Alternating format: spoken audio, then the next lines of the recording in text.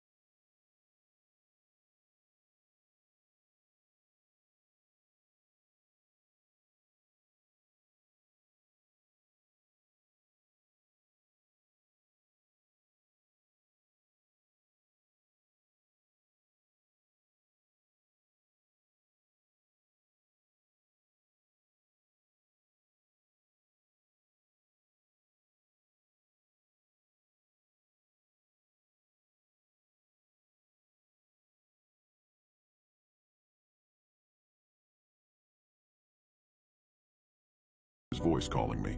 Did you find them? He sounded angry, approaching furious. Thankfully, I did find a few packaged razors next to some spare toothbrushes and soap we kept. I grabbed them and handed them over, keeping my eyes trained on the floor. "Thank you," he said, sounding pleased. And that was it. He turned around and left. As soon as the door shut, I ran over and locked it. I closed the blinds and sat back down at the front desk, my heart hammering in my chest. All I could picture were the strange contours of his face. And as I sat there, I realized something. All three guests that I'd checked in since the start of my shift, the Godfather guy, the makeup woman, the hoodie guy, had something covering their face or head. I mean, I wasn't exaggerating about the woman having enough makeup for a clown. She was wearing foundation so thick that it cracked around the corners of her eyes and lips, and wore false eyelashes so long they gave the appearance of spider legs. And hoodie guy had kept his hood pulled so tightly over his head that his ears and hair weren't visible. It was like they all had something to hide. Morning couldn't come soon enough. As soon as the day shift workers arrived, I got the hell out of there. I floored it back to my house and slept for a long time, my sleep plagued with nightmares of faceless people and spidery eyelashes. Then it was time to go back to the motel for night hash 2. Thankfully, it was a quieter night. Although the vacancy sign glowed brightly in the darkness, no one checked in during my shift. They must have all come earlier during the day shift. I locked the door, sat down with a cup of coffee, and enjoyed getting some reading done in the quiet. Unfortunately, the quiet didn't last long. Around midnight, I heard a loud slam from outside. I threw my book down and ran over to the window. The door to room 16 was wide open. I looked around. Nobody appeared to be outside. The parking lot and the sidewalk were empty. The room itself was dark. None of the lights were on. I walked over to the computer and looked up the room. To my surprise, no one had booked it for tonight. Should I go out and close the door?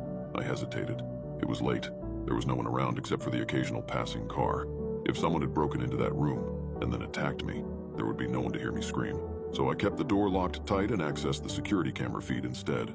As I rewound it, I saw what happened. The door had opened and then a woman had walked out of it. I couldn't see her face, just her long dark hair. She then disappeared into room 22. I checked room 22 on the computer and saw it was booked to a woman named Cassandra Johnson. I frowned. Looked like Cassandra might be going into our vacant rooms and possibly stealing stuff. Matilda must have forgotten to lock up the room after she cleaned it. I sighed, opened the door, and began walking towards the open room. I thought of knocking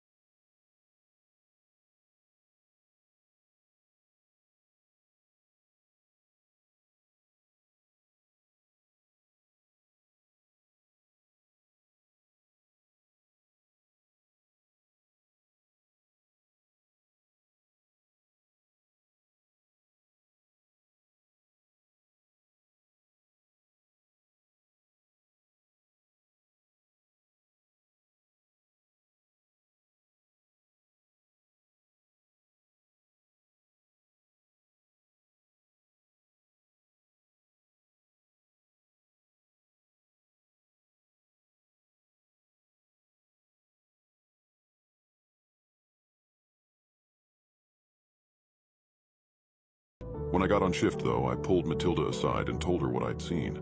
I asked her again and again if my life was in danger, asked her what the hell was going on here, if other people were in danger too. I promise you, as long as you mind your own business, you'll be safe. So that's what I did. I minded my own business. And for the next few days, nothing of note happened.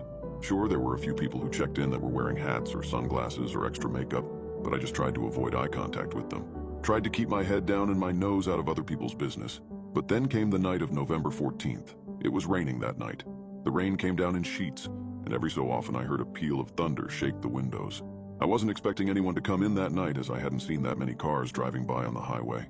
The rain seemed to keep everybody in, but then I heard a knock. When I looked up, I saw a man staring in the window. A chill ran down my spine. He was wearing a hoodie that hid his head and kept his face mostly in shadow, and he was rather aggressively banging on the window like he was in a hurry. I grabbed the mace I kept under the counter and slipped it into my pocket. Then I approached the window. "Do you have any vacancies?" he asked in a low voice, barely audible above the pounding rain. The vacancy sign glowed brightly behind him. There's no way he could have missed it. "Yeah, come on in," I said, unlocking the door with one hand and gripping the mace in my pocket with the other. He stepped inside. Rain dripped off his jacket and onto the floor. I barely glanced at him, turning around and walking back around the counter. Then I sat down at the computer, keeping my eyes fixed on the screen.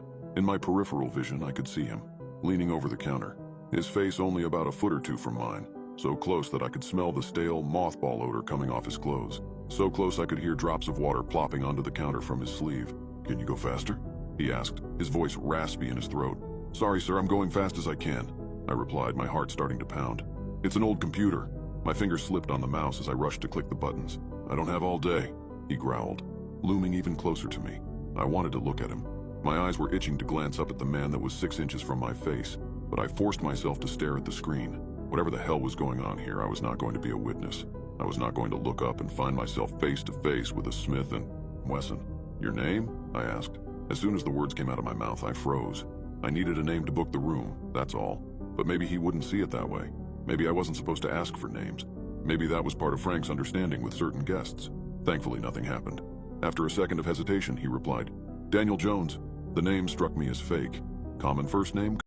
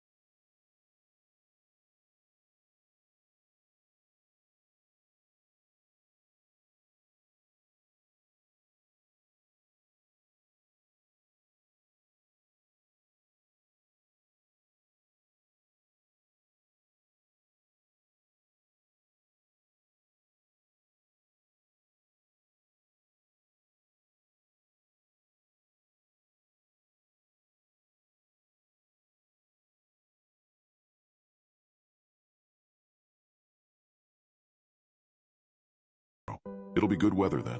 Wow, this is taking a while, I thought to myself. That's when I looked down at his hands and noticed that he wasn't really trying to get into his room. He was just inserting the key, pausing and then pulling it out, over and over again. He was stalling for time. He was keeping me here, on purpose. I looked up from his hands, just in time to see him staring at me. His blue eyes were intense, studying me. I wanted to run away. Every inch of me was screaming to get out of there. but the guy had 6 inches on me and was really thin. He'd probably catch me in seconds. I was never much of a runner. I slipped my hand in my pocket, curling my fingers around the mace. "Do you need help getting into your room?" I asked. He shook his head. "I'm going to go back to the front desk," I said, taking a step back. As soon as I said that, he froze. His eyes widened as he stared at me. Slowly, he shook his head, his lips stretching into a grimace that revealed his yellowed teeth. "Don't go," he growled, his voice barely audible above the rain. "Stay exactly where you are." I leapt into action. I whipped the mace out of my pocket and held it in front of me, pointing it right at him. "Don't get any closer." My finger hovered over the trigger, and then I heard it. Someone was whistling, behind me somewhere in the rain. The song cut through the pattering raindrops like a knife. It was the same eerie tune that woman had whistled a few days ago. "I'm sorry," the man said quietly. His blue eyes locked on mine, but I needed bait. I stared at him. My brain couldn't even process what he was saying. Bait? I took a stumbling step back. The whistling grew louder. I whipped around. Through the rain, I could see someone walking through the parking lot, barely lit by the flickering street lamp. The mace fell from my hands and clattered to the ground. Then I turned and ran as fast as I could towards the lobby. The whistling stopped, and then I could hear loud splashing footsteps growing louder with every second behind me. I swung the door open, slammed it shut, and turned the lock. I pulled the blinds down over the window. Panting, I parted them with my fingertips and peered out into the night. There was a woman standing in the parking lot, the same woman I had seen a week ago. Her hair and clothes were drenched with rain, but she was smiling, this big lopsided grin that sent chills down my spine. And her eyes were strange, wide and wild, incredibly light blue. In the darkness, it almost looked like she didn't have irises at all, just 2 pinholes for pupils, staring right at my door. No. She took a step forward. I ran over to my desk, grabbed my cell phone, started dialing 911. Come on. 911, what's your emergency? I'm at the Greenbrier Motel and there's this guy and this weird woman. Thump. I was cut off by a loud thump. Nearby, I ran to the window and peered out. The man who'd booked room 7 was running towards the woman. He was holding something up in the air, a short dagger gleaming silver in the rain. "He's attacking her!" I screamed into the phone. The woman's face changed. Her features twisted. Her grin crept up to her eyes. Her arms crackled and stretched. She blinked and her eyes turned pure white. Her body twisted unnaturally at the waist, so that she was facing the man. With fast, jolted movements, she leapt at him. Within seconds, he was dead. She stood on all fours above him, her knees bent the wrong way, her fingers far too long. With another horrible crackling sound, her neck stretched out 2 feet long, twisting and serpentine. And then she looked at me. I leapt away from the window with a scream. "What's happening?" the operator asked me. "Sir, please tell me what's happening." I opened my mouth, tried to speak, but only a squeaking sound came out. By the time I made it back over to the window, the woman was standing there looking down at her kill. She looked normal. Then she stepped over his body and walked towards the rooms. To my horror, she pulled out a key and opened room 22. Then she disappeared inside. The police arrived a few minutes later. In strings of gibberish, I begged them to check room 22, that something horrible was lurking inside. But then, they knocked on the door. A completely normal-looking woman opened it. I watched from the lobby. I couldn't hear that much of their conversation over the pouring rain, but they weren't a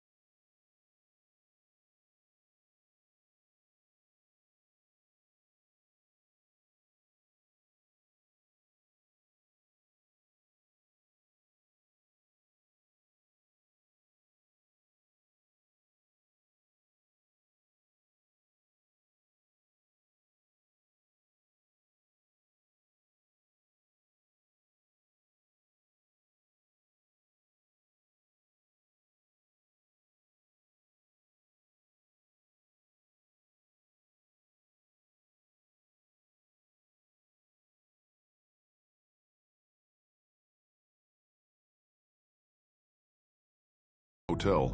Keep driving.